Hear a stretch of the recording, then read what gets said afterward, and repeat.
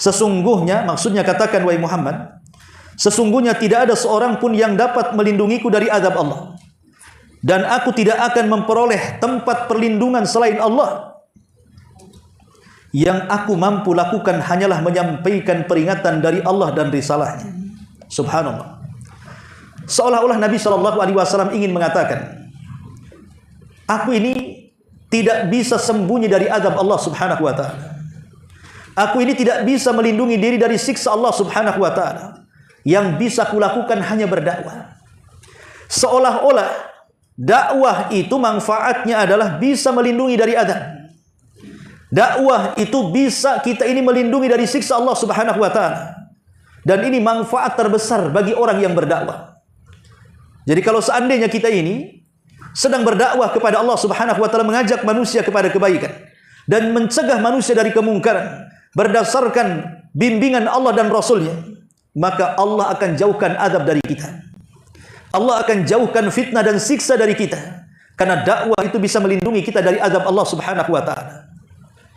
Makanya ketika Nabi SAW mempermisalkan manusia yang mencegah kemungkaran dengan manusia yang mendiamkan kemungkaran, kata Nabi SAW, itu bagaikan kapal 2 lantai yang sedang berjalan di sebuah danau, di mana orang-orang yang berada di lantai bawah yang terkurung, sementara lantai kedua itu kan terbuka. Jadi orang-orang yang di lantai pertama kalau minta air, maka mereka akan naik ke lantai kedua. Nanti oleh orang-orang yang di lantai kedua akan dicemplungkan timba dan diambilkan airnya.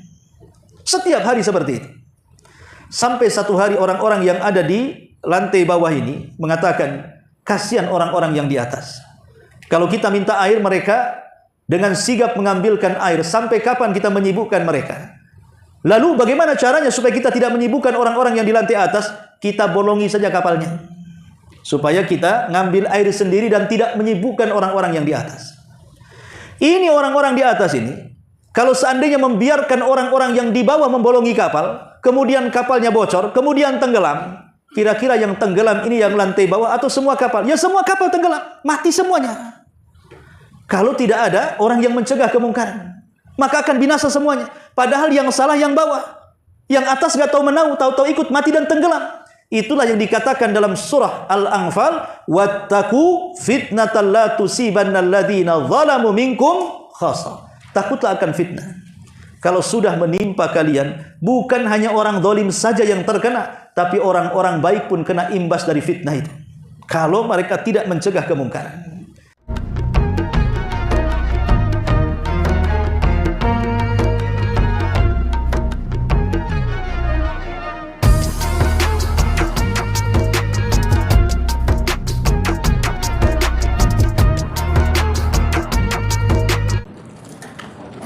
Bismillahirrahmanirrahim.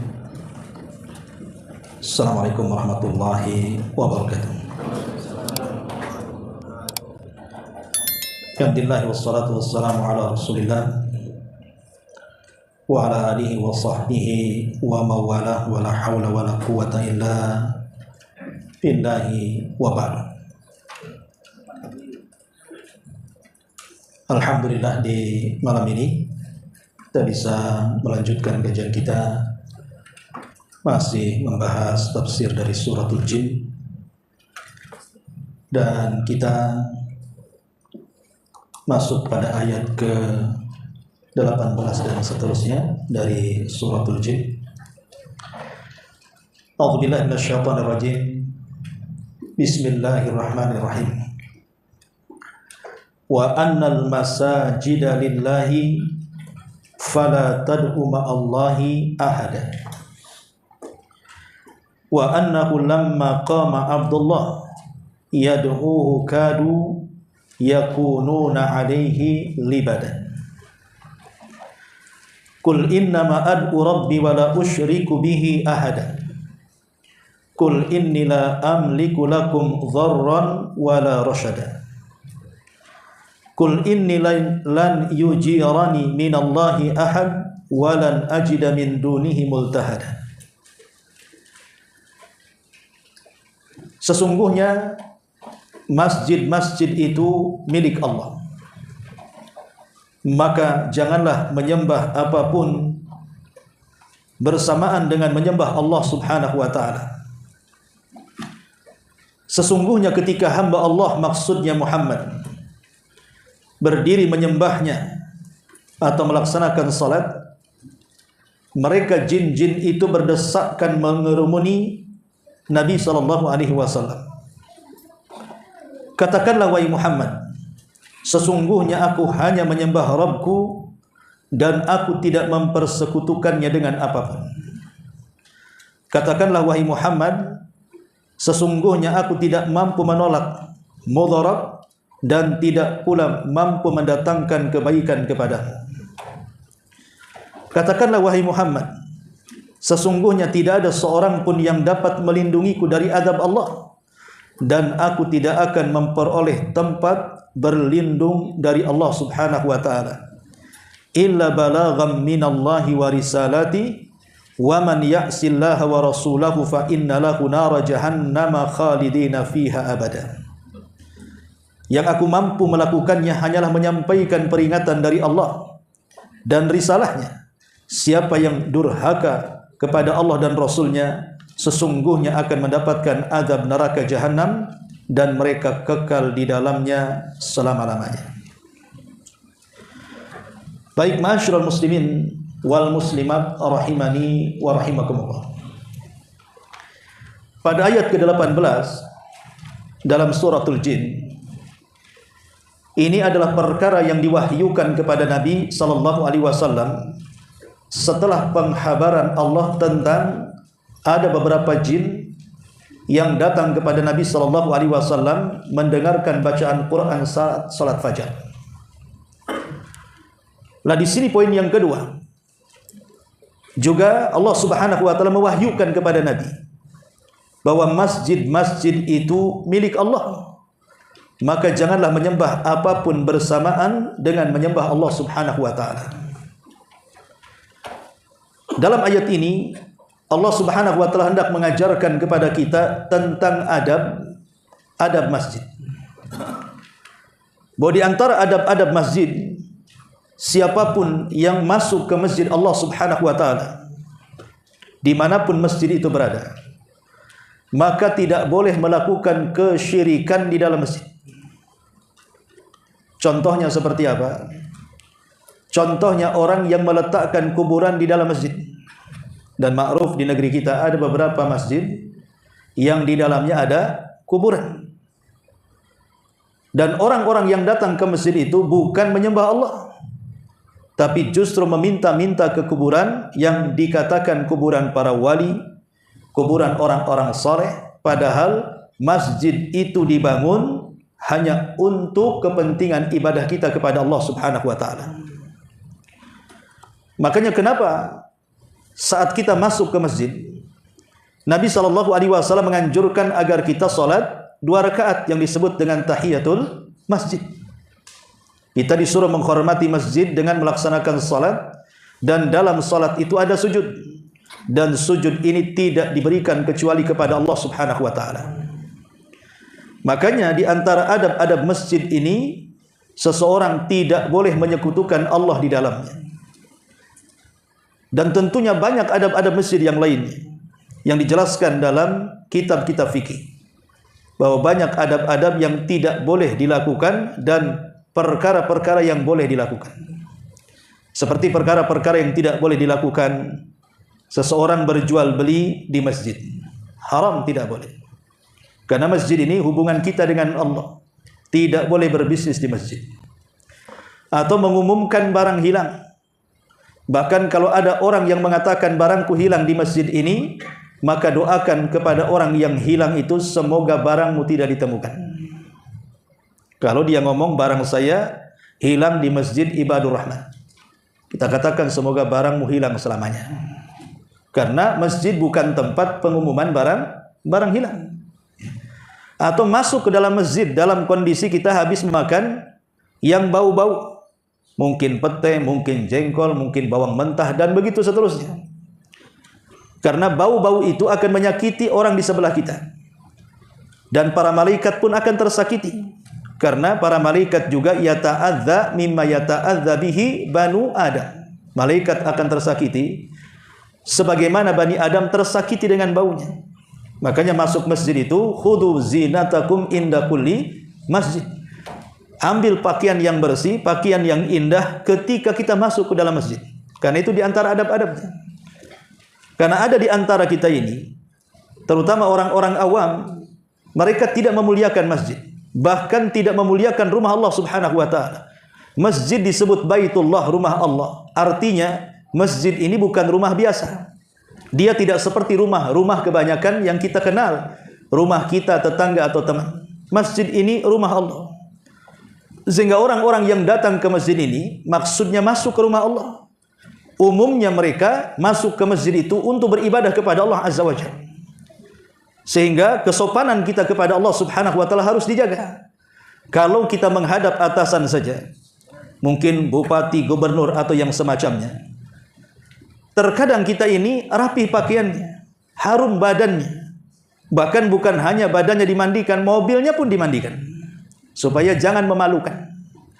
Tapi ada orang-orang yang datang ke rumah Allah Subhanahu wa taala itu justru tidak menghargai adab-adab rumah Allah. Kadang satu pakaian itu untuk semua kegiatan.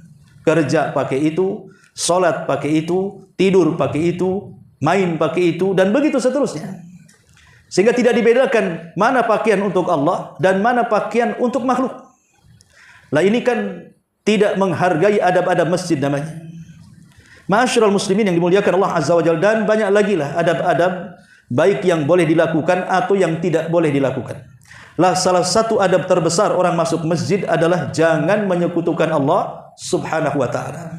Seperti orang yang kemudian meminta-minta ke dalam kuburan atau di hadapan kuburan, dan kuburan itu letaknya di masjid. Ma'asyiral muslimin yang dimuliakan Allah Subhanahu wa taala. Juga kaitannya ayat ini dengan surah Jin adalah bahwa kita tidak boleh meminta berdoa kecuali kepada Allah Subhanahu wa taala. Karena ada sebagian manusia yang mereka meminta kepada selain daripada Allah kepada jin untuk meminta perlindungan, maka jin pun memberikan perlindungan. Maka makin sesatlah orang tadi. Kalau hendak meminta, datang ke masjid, jangan datang ke kuburan, jangan datang ke dukun, jangan datang ke tempat-tempat keramat, datang ke masjid. Minta kepada Allah Subhanahu wa taala, karena ini adalah rumah Allah Subhanahu wa taala. Karena Allah mengatakan wa annal masajida lillahi fala tad'u ma'allahi ahada. Sesungguhnya masjid-masjid itu milik Allah, maka janganlah menyembah apapun bersamaan dengan menyembah Allah Subhanahu wa taala. Kemudian Allah Subhanahu wa taala mengatakan ayat selanjutnya, wa annahu lamma qama Abdullah yad'uhu kadu yakununa alaihi libada. Sesungguhnya ketika hamba Allah, maksudnya Nabi sallallahu alaihi wasallam, subhanallah, Allah tidak menyebut namanya. Allah tidak mengatakan wa annahu lamma qama Muhammadun yad'uhu. Tapi Allah Subhanahu wa taala mengatakan lamma qama Abdullah, Muhammad diganti Abdullah. Dan ini memuliakan Nabi sallallahu alaihi wasallam. Karena tidak ada manusia yang lebih berubudiyah menyembah Allah Subhanahu wa taala dan mentauhidkannya melebihi Nabi sallallahu alaihi wasallam. Makanya Allah Subhanahu wa taala sifati Rasul dengan kalimat Abdullah, hamba Allah. Karena memang Nabi sallallahu alaihi wasallam adalah manusia yang paling menyembah Allah Subhanahu wa taala. Tidak ada manusia yang lebih takut kepada Allah melebihi Nabi. Tidak ada manusia yang paling bertakwa kepada Allah melebihi Nabi. Tidak ada manusia yang paling takut dengan Allah kecuali Nabi. Tidak ada orang yang paling rajin ibadahnya kecuali Nabi. Ya, dia hamba Allah Abdullah. Wa annahu lamma qama Abdullah yad'uhu kanu yakununa alaihi libada. Sesungguhnya ketika hamba Allah, maksudnya Rasul sallallahu alaihi wasallam berdiri. Maksud berdiri di sini bisa bermakna salat, bisa bermakna Rasul sedang berdakwah. Yad'uhu, mengajak mereka, para jin itu, kadu yakununa alaihi libada. Maka mereka jin-jin itu berdesakan mengerumuni bagaimana mereka semangat untuk mendengarkan dakwah Nabi sallallahu alaihi wasallam. Subhanallah, ya. Harusnya apa yang dilakukan jin itu dicontoh oleh kita. Bagaimana mereka semangatnya ngaji, semangatnya mendengar Quran, semangatnya mendengar tausiah dan wejangan-wejangan dari Nabi sallallahu alaihi wasallam. Harusnya kita lebih mulia dibandingkan jin. Jangan sampai kemudian kita malas hadir di majelis ilmu. Jangan sampai kemudian kita malas untuk mendengar dan membaca Al-Quran, mendengarkan kajian-kajian dan begitu seterusnya. Masa kalah dengan bangsa jin yang manusia jauh lebih mulia dibandingkan mereka. Kemudian Allah Subhanahu wa taala mengatakan, "Qul innama ad'u rabbi wa la usyrik bihi ahada." Mulai dari sini Nabi sallallahu alaihi wasallam diperintahkan Allah Subhanahu wa taala untuk mengikuti apapun yang diperintahkan Allah Subhanahu wa taala. Harusnya kita pun sama. Dalam kita berdakwah, mengajak manusia kepada kebaikan. Jangan sampai dakwah yang kita sampaikan itu di luar batas. Jangan sampai dakwah itu di luar ketentuan yang sudah ditentukan Allah dan Rasulnya. Setiap yang diserukan kepada manusia, maka seruannya harus sesuai dengan perintah Allah dan juga Rasulnya. Dan apapun yang dilarang harus sesuai dengan yang dilarang Allah dan Rasulnya. Berkreasi dalam berdakwah tidak ada masalah. Umpamanya intonasinya, diksinya, kata-katanya, orasinya, dan begitu seterusnya. Kalau masalah itu bicara masalah seni dalam berdakwah, tapi isinya tidak boleh keluar daripada Al-Quran dan Sunnah Nabi Sallallahu Alaihi Wasallam. Makanya di sini Nabi Sallallahu Alaihi Wasallam diperintah Allah Subhanahu Wa Taala, "Qul," katakan ya Muhammad. Maka Nabi SAW harus mengatakan apapun yang Allah suruh katakan. Tidak boleh mengatakan sesuatu dalam wahyu yang tidak disuruh oleh Allah Subhanahu Wa Taala. Makanya Allah mengancam kepada Nabi SAW, "Lau taqawwala alaihi ba'dal aqawil la akhadna minhu bil watin." Kalau seandainya Muhammad itu taqawwala ala Allah, ya, ngomong asal-asalan terhadap Allah Subhanahu wa taala, maka kami akan tarik tangan kanannya. La akhadna minhu bil yamin thumma laqata'na minhu al watin. Kami akan tarik tangan kanannya, kami akan potong urat nadinya. Lihat bagaimana ancaman Allah kepada Rasul, "Lau taqawwala alaina ba'dal aqawil." Kalau sampai Muhammad itu membuat kata-kata yang kami tidak katakan kata Allah, maka siap-siap saja ku potong urat nadinya. Artinya ku binasakan. Itu Nabi sallallahu alaihi wasallam. Makanya ucapan Nabi sallallahu alaihi wasallam semuanya wahyu. Wa ma yantiqu anil hawa in huwa illa wahyun yuha. Maka di sini Allah Subhanahu wa taala memerintahkan Rasul untuk mengatakan kepada siapa? Kepada umatnya. Apakah itu umat istijabah ataupun umat dakwah? Adapun umat istijabah maksudnya umat yang sudah masuk Islam. Adapun umat ad-dakwah maksudnya adalah orang-orang yang masih kafir, baik manusia ataupun jin. Katakan ya Muhammad, "Innama ad'u rabbi wala usyriku bihi ahada." Sesungguhnya aku hanya menyembah Rabbku dan aku tidak mempersekutukannya dengan apapun. Allah Subhanahu wa taala memerintahkan Rasul untuk mentauhidkan Allah. Maka kita pun sama sebagai umatnya harus menjadi umat yang mentauhidkan Allah Subhanahu wa taala. Karena Nabi sallallahu alaihi wasallam disuruh untuk mengatakan bahwa yang disembah hanyalah Allah dan tidak boleh melakukan kesyirikan. Bahkan dalam ayat yang lain Allah mengancam, kalau seandainya Nabi sallallahu alaihi wasallam sampai melakukan kesyirikan, apa yang terjadi? La in asyrakta la yahbatanna amaluka wa la takunanna minal khasirin. Wahai Muhammad, kalau engkau melakukan kesyirikan, maka hancur leburlah amalanmu dan engkau termasuk orang-orang yang rugi. Kalau sekelas Nabi sallallahu alaihi wasallam saja satu kali dia melakukan kesyirikan, maka hancur lebur amalannya. Artinya tidak ada gunanya titel kenabiannya. Lalu bagaimana pula dengan kita? Makanya saat orang-orang musyrik datang menemui Nabi sallallahu alaihi wasallam, merayu Rasul untuk menghentikan dakwah. Apa kata mereka? "Ya sudah wahai Muhammad, bagaimana kalau seandainya gini saja? Kalau engkau merasa Tuhan yang kau sembah itu di atas kebenaran dan Tuhan yang kami sembah itu di atas kebatilan, bagaimana kalau seandainya kita coba saja? Kau sembah Tuhan kami setahun, lalu tahun depan kami yang akan sembah Tuhanmu setahun. Barter Tuhan. Nanti kalau seandainya Tuhan engkau yang menurut kami benar, kami akan ikut engkau. Tapi kalau menurut engkau Tuhan kami yang benar, selama penyembahan setahun itu, maka engkau harus ikut agama kami." Tapi Nabi sallallahu alaihi wasallam terdiam sampai turun ayat apa? "Qul ya ayyuhal kafirun la a'budu ma ta'budun." Ya. Ma'asyiral muslimin yang dimuliakan Allah Subhanahu wa taala, katakan wahai Muhammad kepada orang-orang kafir, Saya tidak akan menyembah apa yang kalian sembah, sebagaimana kalian juga tidak mungkin menyembah apa yang aku sembah. Kenapa? Jangankan 1 tahun, 1 hari saja, atau mungkin 1 detik saja Nabi SAW sampai menyembah Lata Uzza, maka dia masuk dalam kategori melakukan kesyirikan. Makanya Rasul tidak mau. 1 detik pun tidak mau menyembah Lata Uzza, apalagi 1 tahun. Karena 1 kali saja dia menyembah, walaupun hanya sedetik 2 detik, kesyirikan itu tidak bisa ditolerir. Kalau engkau melakukan kesyirikan, hancur semua amalan. Makanya di sini Allah Subhanahu wa taala mengajarkan kepada Rasul, "Qul innama ad'u rabbi wa la usyrik bi wa la usyriku bihi ahad." Kemudian Allah Subhanahu wa taala mengatakan, "Qul," katakan lagi wa Muhammad kepada mereka, kepada para jin ataupun orang-orang musyrik Arab itu, "Inni la amliku lakum dharran wa la rasyada." Sesungguhnya aku tidak mampu menolak mudarat dan tidak pula mampu mendatangkan rasyad, kebaikan kepada kalian, petunjuk kepada kalian. Dari sini kita tahu bahwa ada 4 perkara yang Nabi SAW tidak mampu untuk melakukannya. Pertama, dharran. Dharran itu artinya bahaya. Lawan dari bahaya apa? Manfaat. Bahaya dan manfaat itu lawan.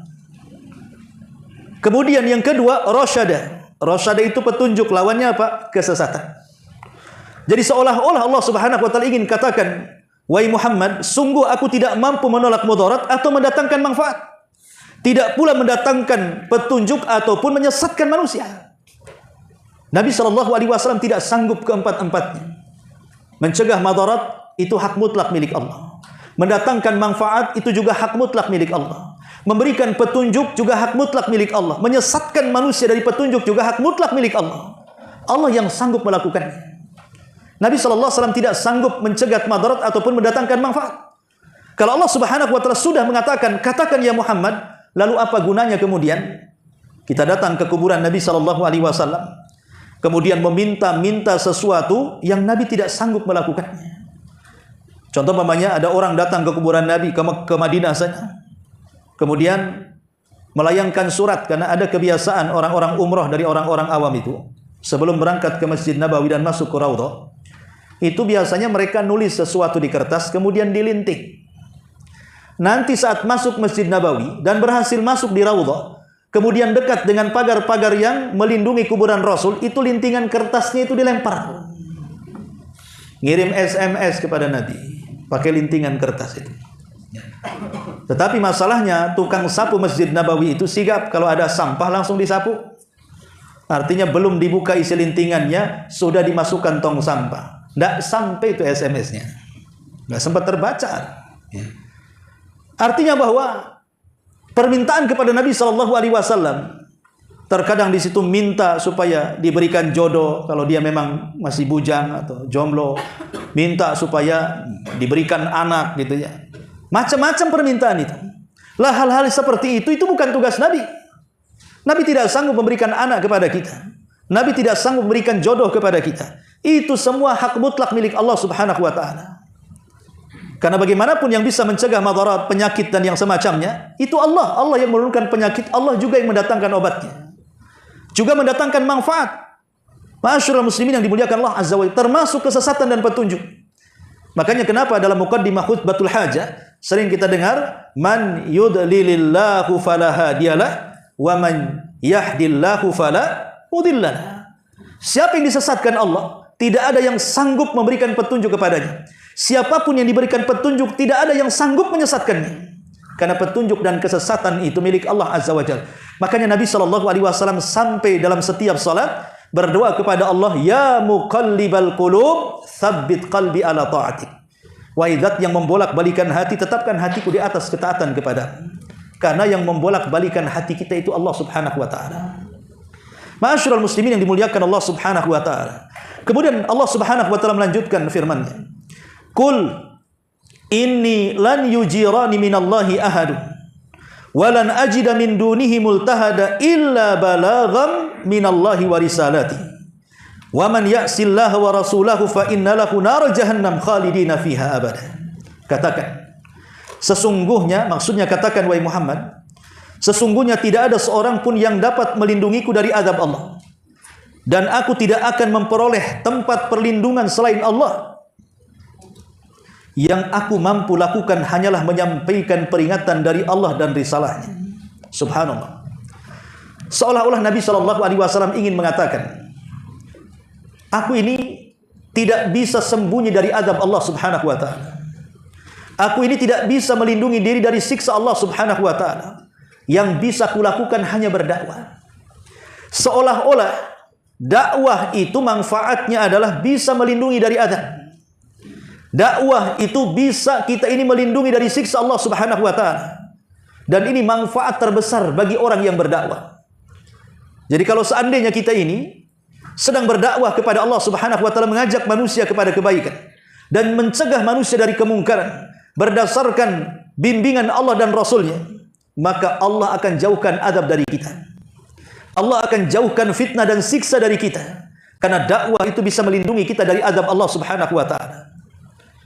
Makanya ketika Nabi SAW mempermisalkan manusia yang mencegah kemungkaran dengan manusia yang mendiamkan kemungkaran, kata Nabi SAW, itu bagaikan kapal dua lantai yang sedang berjalan di sebuah danau, di mana orang-orang yang berada di lantai bawah yang terkurung, sementara lantai kedua itu kan terbuka. Jadi orang-orang yang di lantai pertama kalau minta air, maka mereka akan naik ke lantai kedua. Nanti oleh orang-orang yang di lantai kedua akan dicemplungkan timba dan diambilkan airnya. Setiap hari seperti itu. Sampai satu hari orang-orang yang ada di lantai bawah ini mengatakan, kasihan orang-orang yang di atas. Kalau kita minta air, mereka dengan sigap mengambilkan air. Sampai kapan kita menyibukkan mereka? Lalu bagaimana caranya supaya kita tidak menyibukkan orang-orang yang di lantai atas? Kita bolongi saja kapalnya, supaya kita ngambil air sendiri dan tidak menyibukkan orang-orang yang di atas.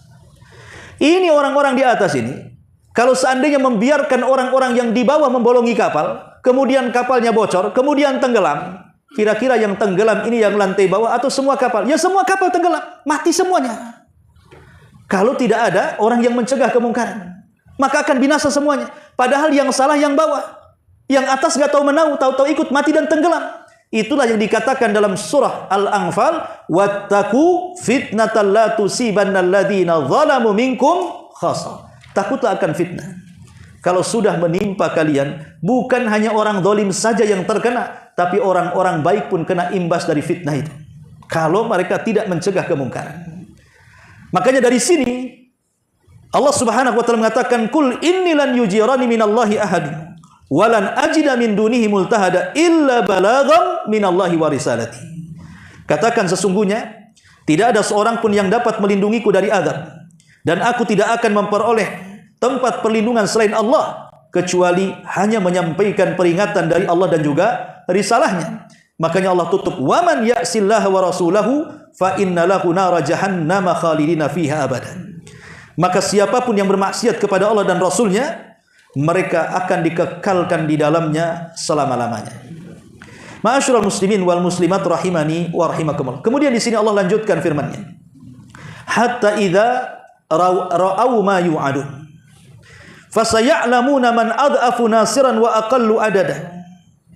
Dengan demikian apabila mereka melihat azab yang diancamkan kepadanya, mereka akan mengetahui siapakah yang lebih lemah penolongnya dan lebih sedikit jumlahnya. Kemudian Allah Subhanahu wa taala mengatakan, "Qul in adri aqaribu ma tu'adun am yaj'alu lahu rabbi amada. Alimul ghaibi fala yudhiru ala ghaibihi ahadun."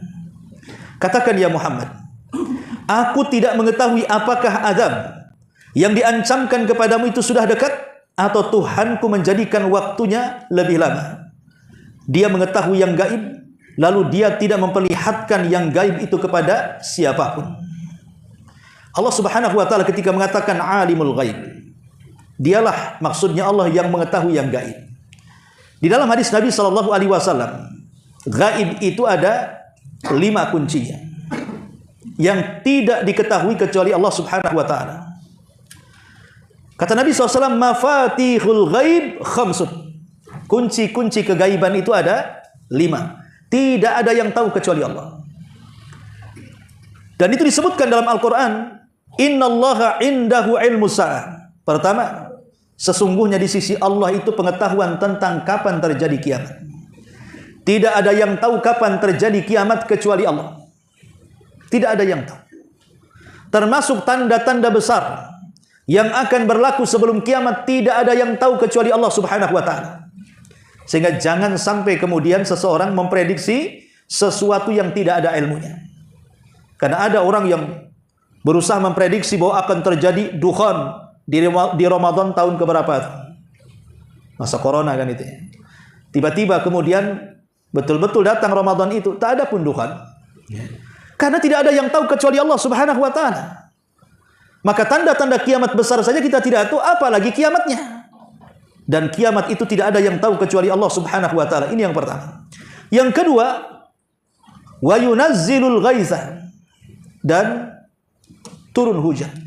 Kapan turun hujan itu tidak ada yang tahu kecuali Allah Subhanahu wa taala. Dari sini kita tahu bahwa pawang-pawang hujan itu pendusta. Karena turunnya hujan itu adalah ilmul ghaib, perkara-perkara gaib. Kan ada orang-orang yang biasa di kampung-kampung ya kan itu ya, kalau ada hajatan itu biasanya datangkan pawang. Takut kalau seandainya hujan kemudian mengganggu hajatan nikah atau hajatan apa sajalah yang ada di desa itu. Celakanya ada juga yang bercerita di beberapa desa itu ada pawang hujan itu orang gila, tak pakai baju. Jadi kalau seandainya pas ada orang nikah dicari itu orang gila, dipaksa didatangkan kemudian dikasih makan. Ya namanya orang gila senanglah makan. Dan kalau seandainya tidak hujan, wow, dipuji-pujilah. Kalau seandainya hujan, berarti itu kurang ngasih makan sama orang gila. Lah hal-hal yang seperti ini adalah sesuatu yang dusta.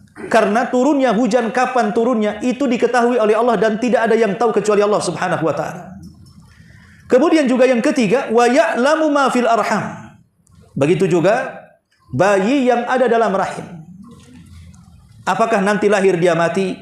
Apakah lahir dia sehat? Tidak ada yang tahu kecuali Allah. Apakah setelah lahir dia jadi dokter, jadi pilot, jadi ustadz, jadi kiai dan begitu? Tidak ada yang tahu kecuali Allah. Buktinya banyak orang tua yang mencita-citakan anaknya supaya jadi sarjana, maksudnya jurusan kesehatan, kedokteran dan yang semacamnya, sudah besar malah jadi tukang bengkel. Kan banyak tuh. Karena memang perkara rahim itu tidak ada yang tahu kecuali Allah. Ya kalau seandainya jenis kelaminnya itu bukan perkara gaib, karena itu kan sudah ada alatnya. Yang dimaksud adalah anak ini nanti kalau sudah besar. Ya, kalau sudah besar, apakah dia akan jadi ini, jadi itu, jadi cacat, sehat dan lain sebagainya? Ya, itu semua adalah urusan Allah Subhanahu wa taala. Kemudian yang keempat, wa ma tadri nafsum madza taksibu ghadan. Jiwa tidak ada yang tahu kira-kira besok akan terjadi apa. Siapa yang tahu? Ternyata kita sudah prediksi besok akan jalan, setelah besok rupanya tidak jalan. Setelah kita prediksi besok akan baik-baik saja, ternyata kacau. Banyak orang yang prediksi, ya kadang-kadang tepat, kadang-kadang tidak. Yang jelas sesuatu yang akan datang itu tidak ada yang tahu kecuali Allah Subhanahu wa taala. Kita ini hanya bisa merencanakan. Adapun kenyataannya diserahkan kepada Allah Subhanahu wa taala. Dan yang terakhir, wa ma tadri nafsum bi ayyi ardin tamut, dan jiwa tidak tahu di mana dia mati. Tidak ada yang tahu. Bahkan saya punya kawan, sudah olahraganya luar biasa. Dia suka gois. Ya. Saat waktu zaman corona, pemerintah nganjurkan untuk divaksin. Sorenya divaksin, malamnya demam, paginya OTW. Paginya hilang. Innalillahi wa inna ilaihi raji'un. Padahal orang yang sehat suka goes. Ya. Dan saya kira orang ini ketika besok akan mati, dia nggak tahu kalau dia akan mati. Kalau dia tahu dia akan mati, tidak mungkin dia divaksin. Nggak mau lah besok akan mati nih, kalau saya divaksin mati nih. Tapi kan tidak ada yang tahu itu penyebabnya. Ya. Walaupun itu sudah takdir Allah Subhanahu wa taala, karena buktinya banyak yang divaksin tak mati juga kan itu. Artinya sudah waktunya, mungkin itu sebabnya. Bahkan saya punya saudara itu sama suaminya dikerok. Tahu-tahu besok dia meninggal kena angin duduk. Siapa yang tahu kalau dia akan mati? Kalau dia tahu dia tidak akan mati, mungkin juga tidak mau dia dikerok dia. Jadi memang itu sudah takdirnya. Sudah takdirnya dia harus mati. Mungkin sebabnya itu. Sebab itu macam-macam. Mati itu satu. Kalau sudah ditakdirkan besok akan mati, maka Allah akan mencarikan sebabnya. Entah kepeleset, entah ketabrak, entah jatuh, entah kemudian keseleo, dan begitu seterusnya. Sebab itu macam-macam. Mati itu satu. Keluar roh. Dan itu sudah ditakdirkan Allah Subhanahu wa ta'ala. Ma'asyiral muslimin yang dimuliakan Allah Subhanahu wa taala. Adapun kaitan dengan ayat ini diletakkan dalam suratul Jin, alimul ghaibi fala yudhiru ala ghaibihi ahada. Dia mengetahui yang gaib, lalu dia tidak memperlihatkan yang gaib itu kepada siapapun illa man irtada min rasulin fa innahu yasluku min baini yadayhi wa min khalfihi rasada. Kecuali kepada rasul yang diridhai Allah, sesungguhnya dia menempatkan penjaga-penjaga malaikat di depan dan juga di belakang. Maksudnya, alimul ghaibi fala yudhiru ala ghaibi ahada, terkait dalam suratul Jin di sini. Maksudnya adalah kita manusia, baik para nabi sekalipun ataupun kita orang-orang biasa, bahkan para jin sekalipun, mereka tidak ada yang tahu yang gaib. Jadi jin-jin itu tidak ada yang tahu yang gaib. Memang jin itu gaib di mata kita karena kita tidak bisa melihat mereka dan mereka bisa melihat kita. Tetapi jin sendiri yang gaib menurut kita, mereka tidak tahu yang gaib. Karena mereka tidak tahu yang gaib, lalu kenapa kita kemudian percaya kepada para dukun, kepada paranormal dan yang semacamnya? Toh juga kabar yang mereka habarkan itu dibeli dari kalangan jin. Sementara jin tidak tahu yang gaib. Alimul ghaibi wasyahada. Allah yang tahu gaib. Lalu buat apa datang ke mereka? Ma'asyiral muslimin yang dimuliakan Allah Azza wa Jalla. Walaupun seandainya jin ini adalah tahu, tapi dia tidak mungkin tahu semuanya. Contoh di zaman Nabi. Nabi SAW dihabarkan bahwa di Madinah itu ada Dajjal. Dan itu menjadi perbincangan di kalangan para sahabat. Ada orang yang mirip Dajjal. Kemudian oleh Nabi SAW diselidiki siapa yang dimaksud orang mirip Dajjal itu. Rupanya anak kecil, anak Yahudi namanya Ibnu Sayyad. Anak kecil dari anak Yahudi namanya Ibnu Sayyad. Matanya buta sebelah. Perawakannya seperti Dajjal yang disifatkan Nabi SAW. Sampai ada sahabat bersumpah bahwa dia Dajjal. Seperti Ibnu Umar dan yang semacamnya. Tapi Nabi SAW ingin mengetes. Dan mengatakan kepada Ibnu Sayyad, ya Ibnu Sayyad, khabba'tu laka khab'an. Ya Ibnu Sayyad, aku menyembunyikan kalimat dalam dadaku. Kira-kira kau bisa menebaknya? Lah ketika itu Nabi SAW baru turun kepadanya suratul Dukhan. Baru saja turun kepada Nabi SAW surah Ad-Dukhan. Jadi kalimat itu artinya kalimat Dukhan yang disembunyikan di dada Nabi SAW. Jadi Rasul mengatakan kepada Ibnu Sayyad, ya Ibnu Sayyad, coba singkapkan isi dadaku. Apa kalimat yang kusimpan? Tiba-tiba kemudian Ibnu Sayyad mengatakan duh. Dia tidak bisa mengucapkan Dukhan. Dia hanya tahu awalnya tapi tak tahu ujungnya. Duh gitu ya. Maka Nabi SAW mengatakan ikhsa falan ta'du wa qadra. Hanya engkau tidak mungkin melewati batas takdirmu.